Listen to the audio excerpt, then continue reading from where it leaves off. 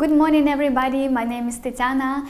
If you're an experienced teacher or teacher-to-be, or maybe you're going to take CELTA, this video is helpful for you, as today we will talk about how to give clear instructions in the classroom, and also I will illustrate some examples of poor and better instructions. So, what should you do for your instructions to be clear? First of all, you should stand where your students can see you, and you should be still for your students to concentrate on your words rather than gestures. Then, make sure that you get everybody's attention, because when some students talk, they may not hear the instructions or they may distract other students. Then, use simple language for students to understand better what you want them to do. Next one is that you may write your instructions in your lesson plan, and if you have an opportunity to practice it before your lesson with your colleagues.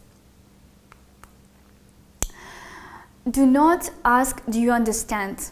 Because some students may not understand, but they think that they understand, or some students may be shy and they will not tell you, "Do you understand?"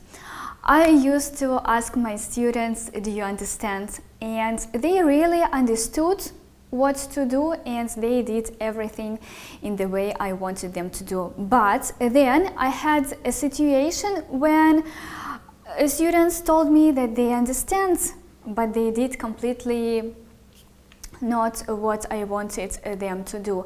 So I stopped asking, "Do you understand?" Then use instruction checking questions, ICQs.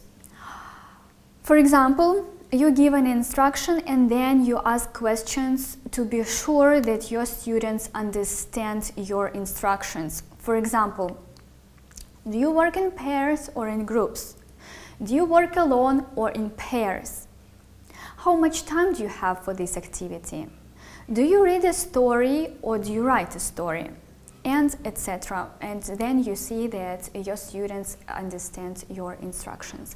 Then remember that instructions go before handouts.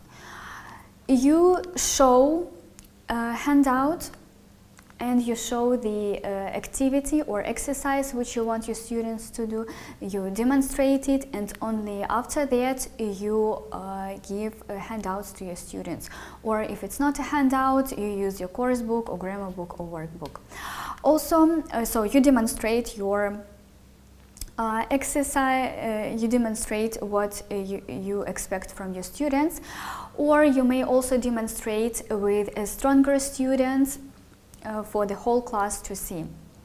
Next one is that you may practice with your colleagues before your lesson. And now I would like to give you examples of poor and better instructions. For example, a poor instruction is: write some sentences about yourself. What sentences? About yourself, but they are not specific, and thus students might be confused what to write. They may not know what to write about themselves, as they might just get lost.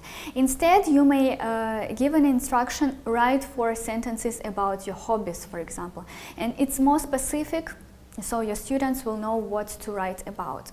Next one: okay, please work in pairs. Okay, ask and answer questions. Okay, first of all. Too many okays, and thus students may get distracted and not to understand the instruction. Instead, you may just ask, please work in pairs, ask and answer questions. Simple, clear, short. Read the story and only answer a question 1. Does everyone know what to do? Good. First of all, here you should ask some ICQs. For example, are you reading or writing a story? Do you answer all questions? Because again, you need to check if really everybody understands and knows what to do. Next one, a poor instruction. First, I want you to think about your favorite hobbies. Then write your top 3. Then ask your partner about hobbies. After that, find another partner and see what their hobbies are, okay? Did you memorize everything you should do? First of all, this instruction is too wordy, and some students may not memorize what they should do. Instead of that, you should divide your long instruction into short parts and solve with your students one problem at a time. Instruction number 1, write your top 3 favorite hobbies. And then your students write, you stop them.